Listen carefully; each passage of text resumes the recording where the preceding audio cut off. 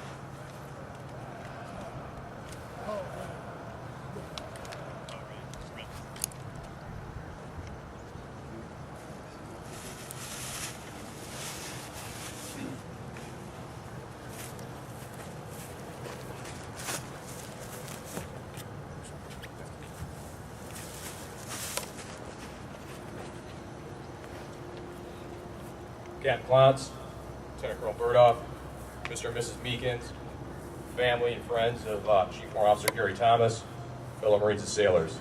Good morning. Thank you for being here today. First, before I start off, I'd like to recognize a few people out here. I'd like to recognize these fine-looking Marines out here and this fine 2nd Marine Division band. Please give them a round of applause.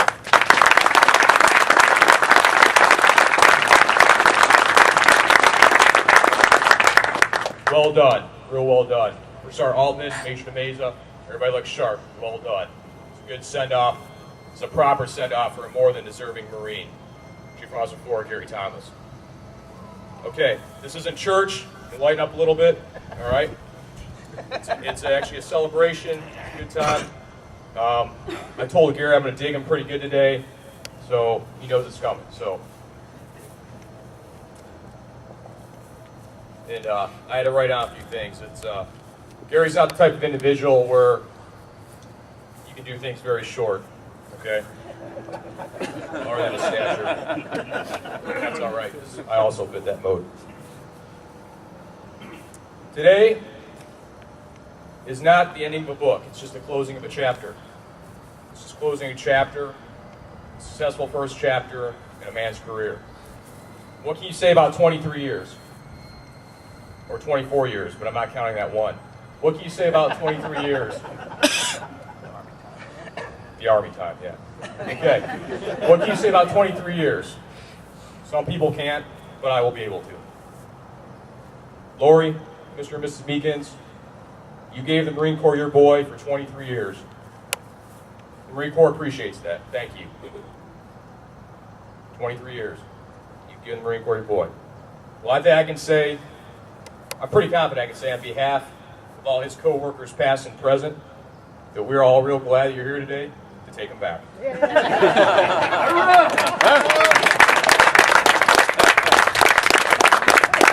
I know, Gary. You asked me to come give you some heartfelt, salient remarks. I've come to do so. And then on the drive in, I remembered, well, I am a leader of Marines, so I should at least be somewhat honest.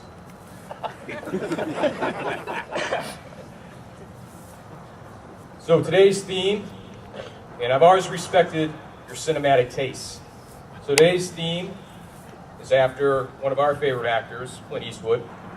And so my theme for this little speech is going to be the good, the bad, and the ugly. Chief Warrant Officer Gary Thomas. Don't worry, this is only about 55 minutes. I timed it in the car, we're good. I'm joking. We'll beat the rain. So, today is a culmination of a journey. A man's journey from tanker in the Army, for those of you who didn't know. That's how Gary started off his career. To Chief Warrant Officer for the United States Marine Corps. And I think by any stretch of the imagination, that is one heck of an accomplishment. One heck of an accomplishment.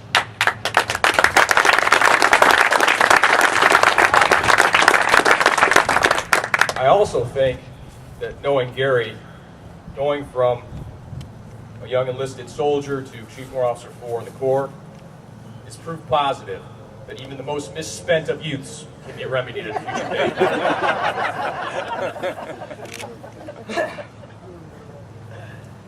About 6 years ago, after deployment to Iraq, I came back to 2nd Supply Battalion. I walked back in the supply company, where I was the company XO, and we had a new financial management guru on board. So I walked into his office to meet him, and there stood a young, fiery, yes, I said young, a young, fiery, pugnacious Chief Officer 2, Gary Thomas. And so, as the XO of that particular company, I decided it's probably a good idea to PT some of the officers. So, Gary and I actually had more than a few PT sessions, and a few long runs, Camp Lejeune, over in Camp Tecodum later on, and we PT quite a bit. Obviously, he doesn't look like that now, but at one time, he did PT quite a bit. Thanks, sir. You're welcome. So there's a few things that I learned about Gary during those PT sessions and those runs. First, that Chief Officer Thomas has all the mechanical running efficiency of a dancing circus bear. And if you're going to run 3 miles with him, you better set aside about 45 minutes. You better bring a knee brace because 3 miles will feel like 6. He's a glutton for punishment, and the man can handle verbal abuse and scorn like few others. Now, like I said, I've known you over 6 years. We served together for over a year. We deployed together. We've drank more than a few adult beverages together. We do what all real men do. We discovered and talked about the deep issues of life. PT sessions and those runs. Such as, we talked about the stoicism of ice hockey. We talked about the pros and cons of still or stalk hunting, the 3-4 defense, the wizardry of Chuck Noll, the brilliance of Jack Lambert. We've talked about all these things. How exactly does a Positrack and work on a Plymouth? It just does. And I think some of the greatest philosophy that we came down to was that you can never trust a man who doesn't drink cheap beer or eat red meat. Seriously. No, we talked about Marine Corps organization, how to support our company commander, how to get things done out in country. We supported 55 units out there. I've never seen a man that's more meticulous than this guy, getting things done and taking care of his people.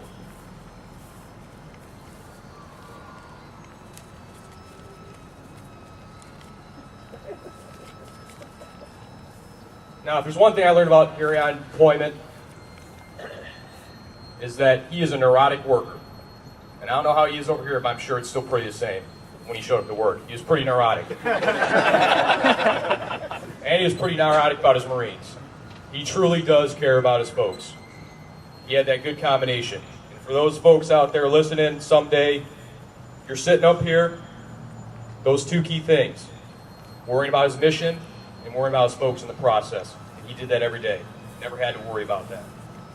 And I kind of put it like this, because you know when you go on deployments, people have their own personalities. You kind of describe folks. Now I'm going to date myself a little bit. If anybody here has watched Seinfeld, yeah, a few folks. If the Marine Corps had an individual that was George Costanza-ish,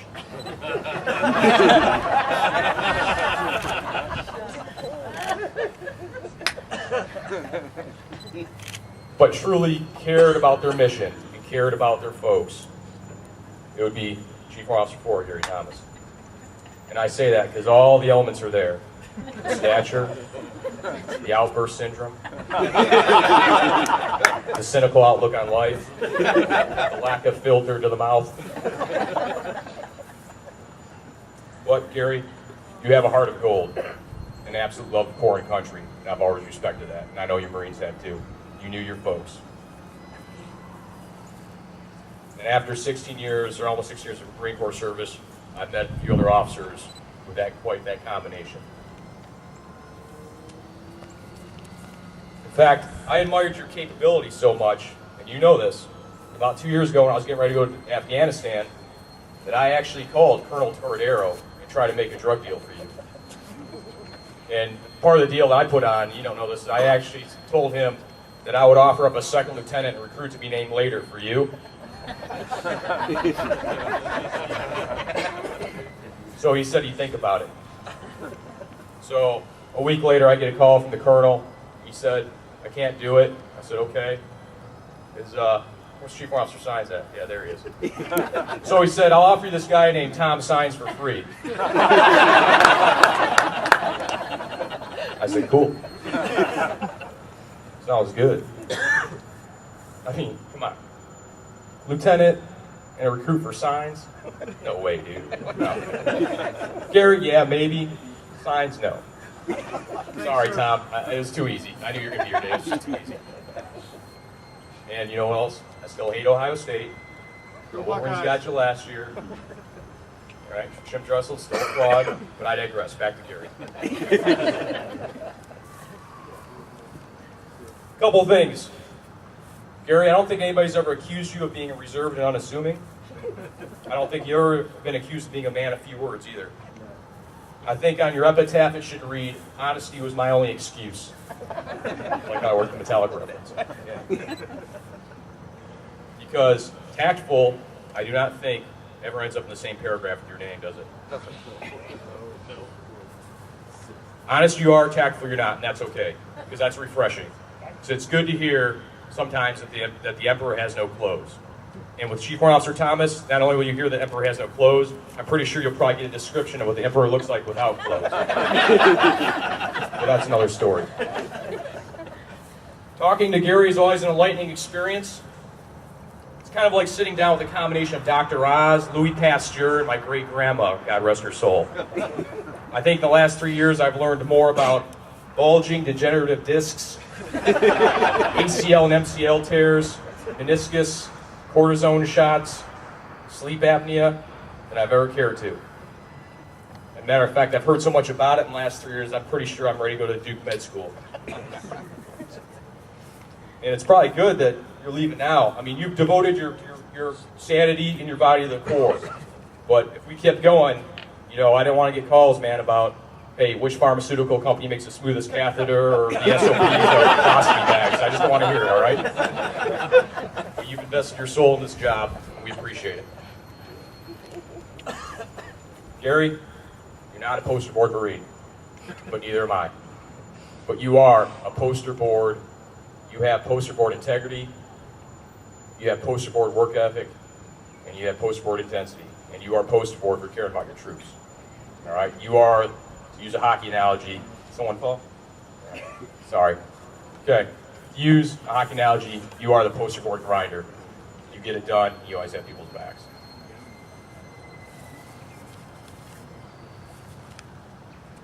I'm all stuck.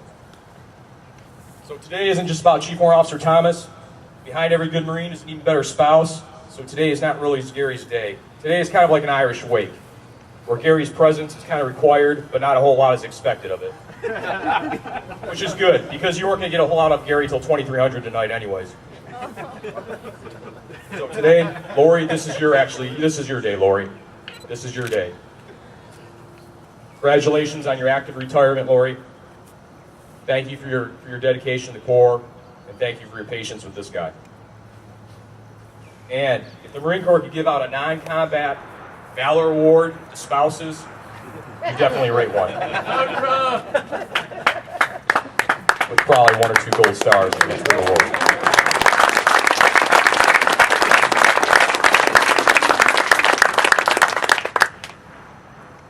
Gary, I have a few things for you. Let's look at my bag. No, there's no Steelers or Squillers memorabilia in there, sorry.